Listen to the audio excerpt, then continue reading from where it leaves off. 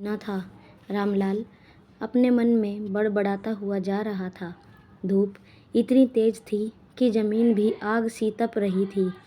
रामलाल के पैरों में चप्पल भी नहीं थी। वो नंगे पैर लंबे लंबे पंगों से आगे बढ़ता जा रहा था। उसको अपनी नहीं बल्कि अपने खेतों की बहुत ज़्यादा फिक्र थी। जंगली भुंडों के झुंड खेतों में आते थे और कुछ ही मिनटों में खेत को तहस नहस कर देते थे। रामलाल के खेत में इस साल बहुत ही अच्छी तरबूजे की फसल लगी थी, जिसे देखकर उसकी जान में जान आती थी। उसके पास पैसा नहीं था, लेकिन उसने गांव के ही एक जमींदार से पैसा उधार लिया हुआ था, जिस पर जमींदार का ब्याज बहुत तेजी से बढ़ रहा था। रामलाल मन ही मन में सोच रहा था, इस बार तरबूजे बेचकर जमींदार का सारा कर्ज चुकाऊंगा और इसके बाद अपनी बीवी के लिए एक अच्छी सी साड़ी और अपने लिए एक कुर्ता खरीद लूँगा। बच्चों के पास भी कपड़े नहीं हैं, उन्हें भी कुछ न कुछ देना पड़ेगा।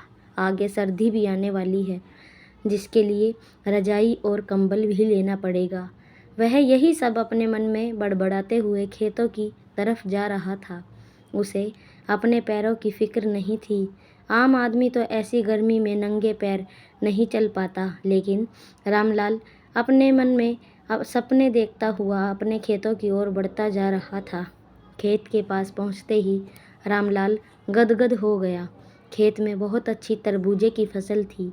वह हर समय खेत में ही आते जाते रहता था, क्योंकि अगर धोखे से भी भूंड आ गया तो उसका पूरा का पूरा खेत कुछ ही समय में ख़त्म हो जाएगा और उसके सपने मिट्टी में मिल जाएंगे। इसलिए रामलाल दिन में और रात में पूरा समय खेत में ही गुजारता था। रामलाल की पत्नी भी फूली नहीं समा रही थी, क्योंकि 10 साल बाद उनके खेतों में इतनी अच्छी फसल उगी थी, लेकिन गर्मी बहुत ज़्यादा थी। जमींदार अक्सर आके रामलाल को धमकी देता रहता था, फसल काट दो और मेरी पाई पाई चुका दो, नहीं तो तुम्हारे लिए अच्छा नहीं होगा। रामलाल ने हाथ जोड़कर कहा, इस साल खेत में फसल अच्छी लगी है साहब, मैं आपका एक एक पैसा चुका दूंगा। तरबूजे की फसल लगभग तैयार थी। जितनी खुशी आज रामलाल को हो रही थी, इनका अंदाज़ा लगाना आज मुश्किल था।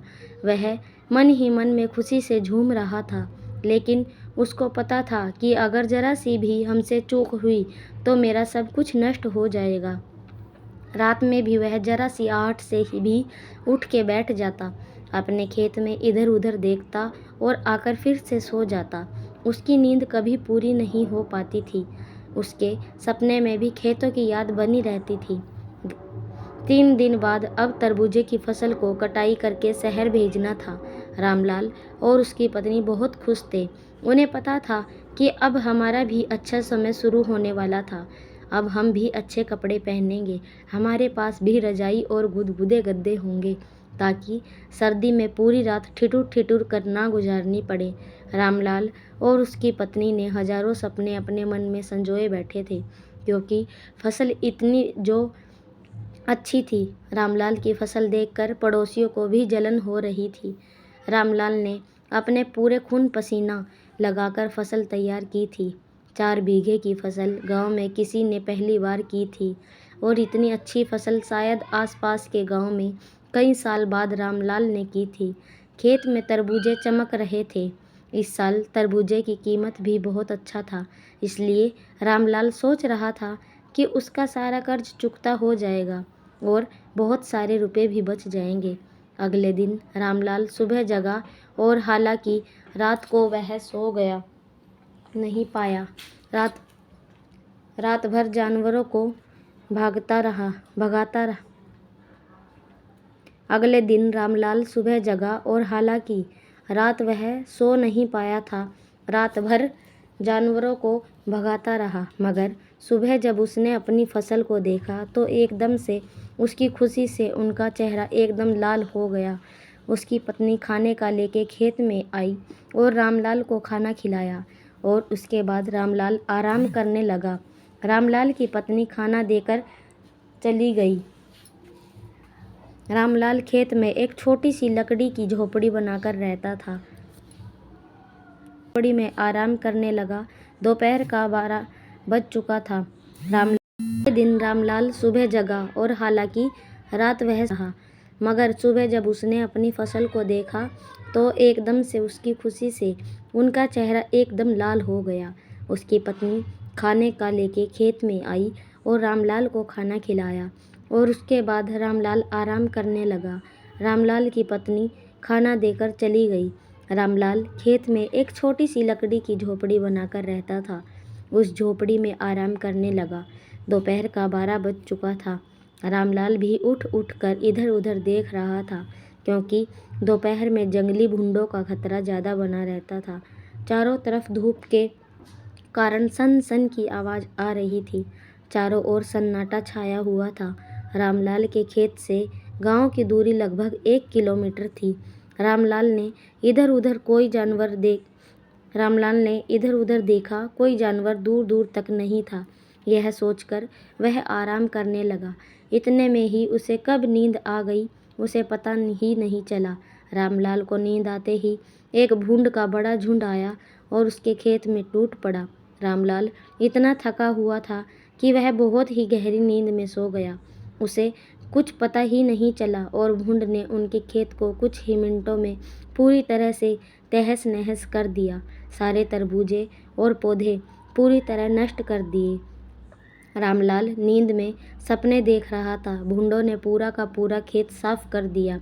दोपहर को 3 बजे के आसपास जब रामलाल की पत्नी खेत में आई, तब खेत में उस समय सिर्फ 2 ही भूंड घूम रहे थे। बाकी खेत पूरी तरह से साफ हो गया था। उसमें एक भी तरबूजा नहीं बचा था। रामलाल की पत्नी दौड़ती हुई गई जहां रामलाल सोया हुआ था। उसने रामलाल को जगाया और जब रामलाल उठकर अपने खेत की तरफ देखा तो उसका पूरा रंग ही उड़ गया। वह वहीं पर अपना माथा पकड़ने लगा। उसके सारे सपने बस थोड़ी ही देर में चकनाचूर हो गए। वह सोच रहा था, जमींदार का कर्ज कैसे चुकाऊंगा। रामलाल की पत्नी बेहोश होकर वहीं गिर गई। रामलाल को भी होश नहीं था। उनको भारी आघात लगा हुआ था। वह बहुत बड़ा आदमी बनने का सपना नहीं देख रहा था। वह सिर्फ अपना घर सुधारने के बारे में सोच रहा था, लेकिन अब उसके सारे सपने पूरी तरह से टूट गए थे। रामलाल और उसकी पत्नी की आंखें खेत को देखकर पथरा सी गई थी। खेत में चर रहे 2 भूंड भी अब जा रहे थे। शायद उनका भी पेट भर गया था। खेत में ऐसा कुछ भी नहीं बचा था कि उसे जानवर भी खा सके। रामलाल ने आसपास की तरफ देखा और फिर वहीं गिरकर बेहोश हो गया।